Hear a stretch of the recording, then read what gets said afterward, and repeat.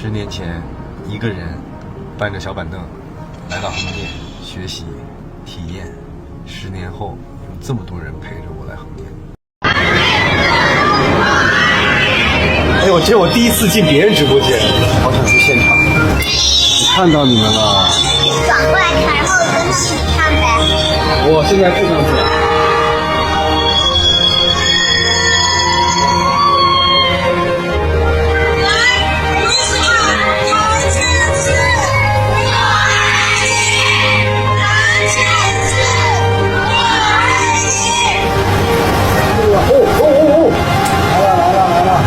谢谢大家。